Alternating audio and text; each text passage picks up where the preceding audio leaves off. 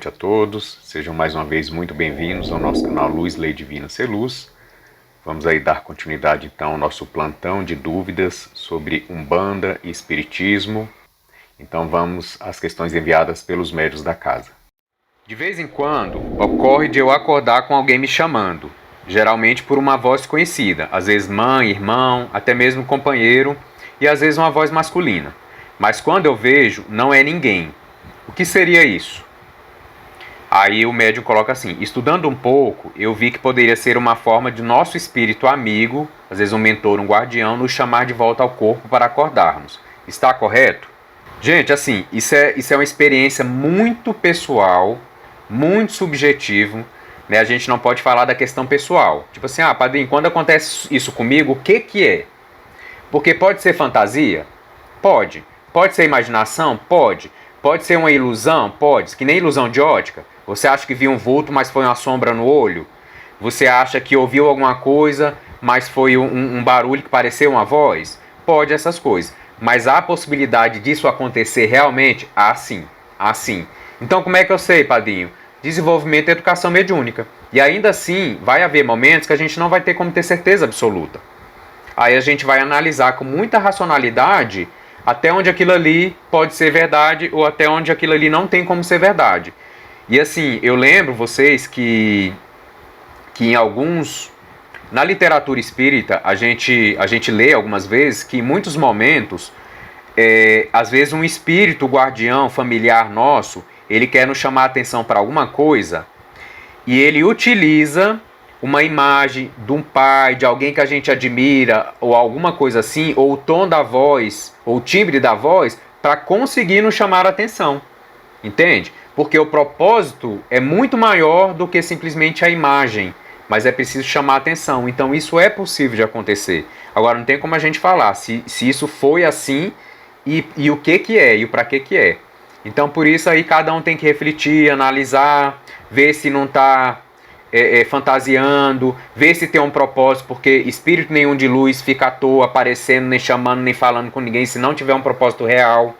Inclusive, vamos supor, padrinho, eu ouvi uma voz, parecia de alguém que eu conhecia, e aí me deu uma mensagem. Eu vou jogar isso fora? Eu vou fazer disso uma verdade absoluta? Não, deixa do ladinho e observe. Quando acontece isso, esse negócio se concretiza? Teve um propósito?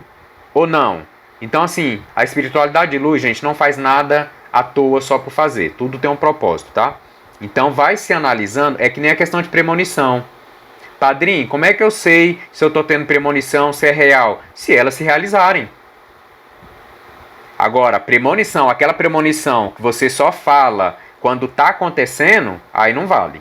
A gente costuma falar muito isso no Ser Luz, porque assim, premonição é premonição. Então se você acha que você tem essa capacidade mediúnica, então faça um livrinho, faça um diário, comece a anotar, veja se as coisas estão se concretizando. Lembro que a premonição também não é à toa, não é só para você ficar sabendo e fazer fofoca com isso. Toda premonição que vem para um médium é porque há uma capacidade e há uma responsabilidade do médium em tentar auxiliar.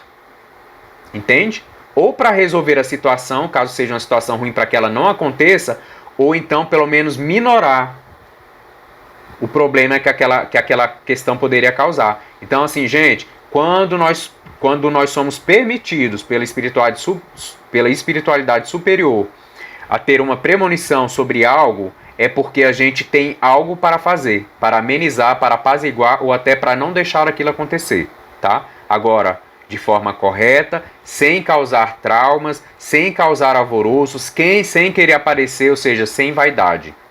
Então a gente tem que ter muito cuidado com isso, né? Porque realmente é um tipo de mediunidade que chama muita atenção e que muitas pessoas se perdem na caminhada por querer aparecer, inclusive por querer fama e ganhar dinheiro com isso. Então é muito perigoso. Então vamos para a próxima pergunta. Nos meus estudos, vi que no plano espiritual, assim como o material, há a lei de sintonia.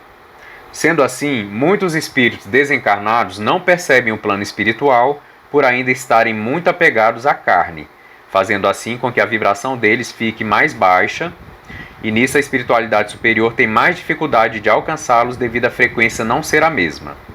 É por aí. E aí onde entra o... E aí é onde entra o papel do médium, pois nós, por meio da mediunidade, damos auxílio para estes irmãos para que a espiritualidade superior possa tocá-los. Sendo assim, é por isso que alguns resgates que são feitos no astral é necessária a presença de um médium.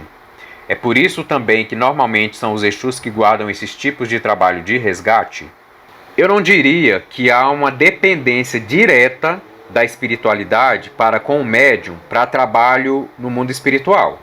No mundo físico há, entende? Porque nós somos os medianeiros. O que é médium? O que é mediunidade? Nós somos os medianeiros, os intermediários entre o plano material e o plano espiritual. Então, por exemplo, aqui o pai Jeremias, né, o preto velho que me guia, fazer o trabalho dele por meio da minha mediunidade, ele precisa de mim. E eu preciso dele, para ele atuar aqui no mundo material, entendeu? Então, vamos supor, se o pai Jeremias quer conversar com um consulente, ele vai me utilizar como canal. Então, neste ponto, ele vai depender desse aparelho físico ou de um outro aparelho físico para se manifestar aqui no plano material e se tornar visto, né? Beleza, agora lá no plano espiritual não há essa dependência, até porque existem espíritos lá, gente, nas equipes espirituais existem espíritos de vários graus evolutivos, inclusive tão próximos da gente como médiuns que eles mesmos atuam nos umbrais auxiliando, né? Agora, padrinho, é possível que nós, na hora do nosso sono, a gente seja levado em desdobramento para participar desse trabalho? Normalmente, sim. Principalmente a gente está conectado a uma casa, geralmente isso acontece.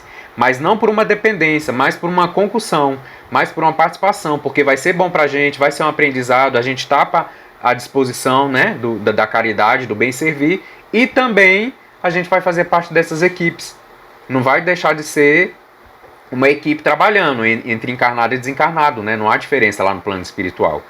Então, assim, não é bem uma dependência. E também os nossos próprios Exus, eles podem baixar a vibração deles, Exus, pombagiras, e também entidades da linha de malandros, dos ciganos, principalmente. Padrinho, um preto velho pode? Pode. Um caboclo pode? Pode. Mas essas atividades são mais os Exus que fazem, são mais as linhas da esquerda. Então, assim, existem as frentes de trabalho, né? E as equipes preparadas para aquilo. Então, geralmente são os Exus, pombagiras, aí quem trabalha na linha de esquerda que faz essa digressão vibratória e consegue se projetar nos umbrais mais densos e se tornar visível lá para os irmãos. Mas às vezes tem um limite. Às vezes o irmão está naquele monoideísmo, lembra? Está tão traumatizado dentro da própria culpa, do remorso, de tudo que ele fez ou deixou de fazer aqui no plano, que ele está naquele umbral dentro da mente dele, que ele não enxerga nada fora. Entende? Então, assim, isso também tem que ir para uma avaliação para a gente entender. Se ele não enxerga por não ter condição vibratória, e aí é bem isso que foi colocado na questão. Então, vamos supor, existem espíritos de luz que eles conseguem ir no umbral, mas eles não são percebidos pelos moradores daquela parte do umbral. Assim como a gente não vê espírito com o olho da carne. Entende? Por quê? Nós estamos numa frequência vibratória mais densa e eles estão numa frequência vibratória mais sutil. Ou seja, ela é mais rápida. É mais luz, menos sombra. A gente está um pouquinho mais sombra do que luz. Então a gente não vê com os olhos da carne. Mas como é que a gente vê? Com os nossos olhos espirituais. Agora, do mesmo jeito, os meus olhos espirituais, a capacidade dele para ver frequência também é limitada. Então eu posso ver espíritos que vibram em até determinada frequência, mas eu não posso ver espíritos superiores, porque eles vibram em frequências de outras dimensões. Então essas leis, elas são naturais, as dimensões elas existem, né? E elas realmente vibram em frequências diferenciadas, e só quem consegue enxergar o que está naquela dimensão é o que tem instrumento, né, que vibre na frequência de conseguir captar o que está ali naquela dimensão. Por exemplo, se a gente liga um rádio, ele só vai pegar o que está sendo tocado ali naquela rádio se botar na frequência daquela rádio. Senão ele não vai captar aquela música ou aquele noticiário. Então, assim, os nossos sentidos, sejam físicos, sejam espirituais, mediúnicos, eles funcionam da mesma forma. A gente precisa estar sintonizado com aquela frequência para conseguir captar as informações que vêm naquele nível. Então vamos lá, a próxima pergunta. Como saber a linha que divide o que entendemos por animismo e algo que se refere somente a uma projeção de vida passada. Isso em relação à mediunidade de incorporação. Por exemplo, digamos que em uma vida passada eu fui um cigano, e aí, em alguma gira de desenvolvimento, eu manifesto esta vida. Estarei me perdendo no animismo? Como saberei identificar? Gente, essa dúvida é uma dúvida de todo médium no início do desenvolvimento da educação mediúnica. E por isso que é tão estranho, assim, que às vezes quando a gente está começando a desenvolver, todo médium sente a mesma coisa. Fala bem assim pro dirigente, né? Ah, que eu tô consciente, mas parece que sou eu. Gente, mas tem que ser você mesmo, né? Porque começa por aí. Porque começa com você, não começa sem você, né? O processo começa com você, começa por você. E aí vamos fazendo algumas ponderações aqui, bem interessantes inclusive. Primeira coisa, gente, animismo e vida passada não se separa. A gente está falando da mesma coisa. Animismo vem do que me anima. O que me anima é a minha alma. A minha alma que está aqui era a mesma alma que animou o meu corpo passado. Então, assim, não se separa. Padrinho do céu, mas como é que eu vou saber então quando é uma entidade, quando sou eu numa vida passada ou se sou eu aqui agora? Educação e desenvolvimento mediúnico. Aí eu vou trazer uma frase muito conhecida, que todos vocês com certeza vão se lembrar, que é: conhece-te a ti mesmo. Quando você se conhecer cada vez mais profundamente, então continuando aqui o raciocínio, então tem aquela frase muito famosa, gente, que diz o seguinte: conhece-te a ti mesmo e conhecerás os deuses e o universo. Gente, o que essa frase vem dizer pra gente? Consciência, discernimento, verdade, capacidade de percepção. Então, assim, padrinho, como é que eu vou saber, como médium, se é animismo, se é mistificação, se é uma personalidade minha de outra vida, se é a minha personalidade aqui agora, ou se é um espírito? Quando você começa a se conhecer, quando você começa a se educar mediunicamente, e quando você, obviamente, tem ali o conhecimento necessário, você começa a ver as coisas, a enxergar as coisas com mais clareza, né? Você começa a olhar para as coisas com mais propriedade. E aí, dentro desse processo de autoconhecimento, que aí fala, né? Conhece-te a ti mesmo e conhecerá os deuses e o universo. Essa frase traz toda essa capacidade nossa de discernimento, de tomada de consciência, quando a gente entra num processo primeiro de nos conhecer. Porque a gente só muda o que a gente conhece. E eu só sei quando sou eu, quando eu me conheço. Agora, quando eu estou perdido dentro de mim, pode ser um obsessor, pode ser uma PM, pode ser uma projeção mental, pode ser um movimento magnético que um espírito está fazendo. Eu nem vou saber, nunca vou saber, porque eu não me conheço. Eu não tenho firmeza, eu não tenho centramento, eu não tenho conhecimento, eu não educo a minha mediunidade, eu não desenvolvo minha mediunidade. Agora eu garanto para vocês que não existe receita. O que existe é a nossa tríade de dedicação prazerosa na nossa Casa Espírita Ser Luz. Se eu sou responsável, se eu sou dedicado, se eu sou compromissado e eu faço a minha parte com lealdade, com verdade, o desenvolvimento e a educação mediúnica, ela vai ser uma consequência natural. Então, do mesmo jeito que... Vou pegar um exemplo bem esdrúxulo, mas quem dirige vai entender. Quando a gente começa a aprender a dirigir um carro, gente, é um pavor. Passar a marcha, pisar na embreagem, no freio, quebra-mola, controle de embreagem, a gente fica doido. Depois de um tempo você faz isso, às vezes você sai de um lugar, chega no outro e fala: meu Deus, como é que eu cheguei aqui? Porque você fez tudo no automático. Então, assim, esse automatizar tem a ver, gente, com a nossa capacidade expansiva. Por que algumas coisas é muito difícil pra gente? Porque a mediunidade é nova. A partir do momento que a gente vai desenvolver as nossas capacidades mediúnicas, isso vai se automatizando de forma saudável, tá? De forma saudável dentro da gente. Vai passando... O que eu estou querendo dizer? Isso vai se naturalizando. Assim como uma criança que primeiro engatinha, depois ela começa a andar, dá os primeiros passos, daqui a pouco ela corre e vira um atleta.